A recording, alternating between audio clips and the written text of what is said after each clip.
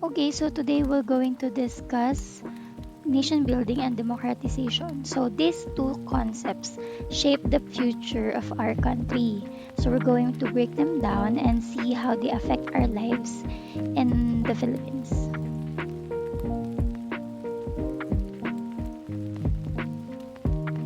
So what exactly is nation building?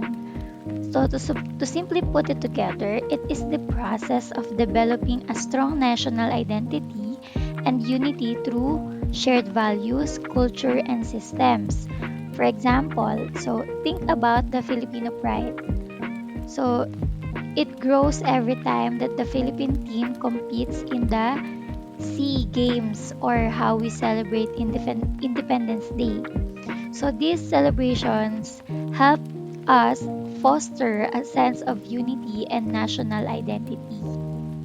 Nation building isn't just about parades and celebrations, though it is also about infrastructure, education, and building strong institutions that serve everyone in our country. Now, let's talk about democratization. So, this is the process of making systems more democratic, meaning we increase the participation of the citizens and ensure their rights are protected and hold the government accountable. So, a great example is how we hold elections. So, elections allow us to choose our leaders who represents our interests. Another example would be the Freedom of Information Act, which give us the right to access government data and making the system more transparent and accountable. Nation building versus democratization. So, how are nation building and democratization different and how do they complement each other? Nation building focuses on the creating a unified country, so everyone working towards the same goals, like building better roads, improving education, and fostering cultural pride. While democratization is about ensuring that every citizen has a voice in the governance. It is also about like voting rights, freedom of speech, and equal rights. Okay, so both of these are important, but one focuses more on identity and progress rather, while the other focuses on rights and political participation. So, what exactly is nation building? So, to simply put it, it is the process of developing a strong national identity and unity through shared values, culture, and systems. So, for example, about Filipino pride, that grows every time that the Philippine team competes in the SEA Games or how we celebrate the Independence Day. These celebrations help to foster a sense of unity and national identity. So, nation building isn't just about parades and celebrations, though it is about the infrastructure, education, and building strong institutions that serve everyone in the country.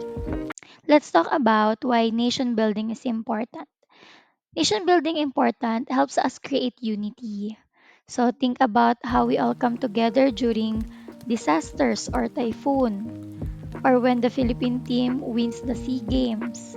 Like when Manny Pacquiao has a fight, so we all together watch his fight, right?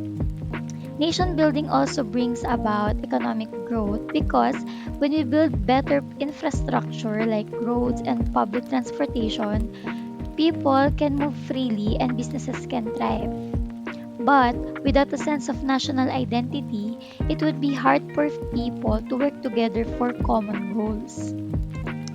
On the other hand, democratization is equally important. It ensures that everyone has a say in how the country is running. So when we vote, we engage in democratization. So it allows people to voice their concerns and have their rights protected. For example, after Duterte became the president in 2016, people started questioning certain policies and even protesting. But what but that what's make a democracy strong. So people can speak up. So we also see youth voter registration campaigns encouraging young Filipinos to vote And the more people who participate in the system, the stronger the democracy becomes. The role of leadership. So, good leaders are essentials in nation building because they help steer the country towards the development by improving social services, education, and ensuring that people's basic needs are met. So, for example, Duterte's Build program. So, the goal is to improve our infrastructure from roads to airports, which is not only boost the economy but also helps us build a better future for Filipinos. So, strong leadership is the key to making nation building successful. Let's look at the democratization here in the Philippines. So, while it's one of the oldest democracies in Southeast Asia, it faces challenges rather. So, there's a lot of challenge. Political dynasties limit through democratic representation because it keeps the power in the hands of the same families.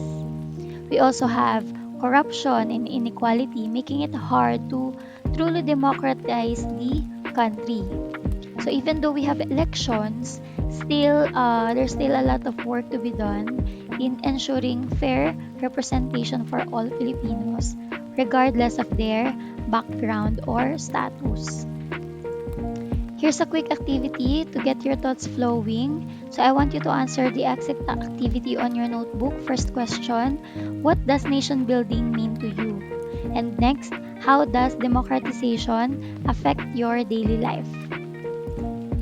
To end our discussion, nation building creates a unified and strong identity for the country. So it fosters unity, identity, and progress.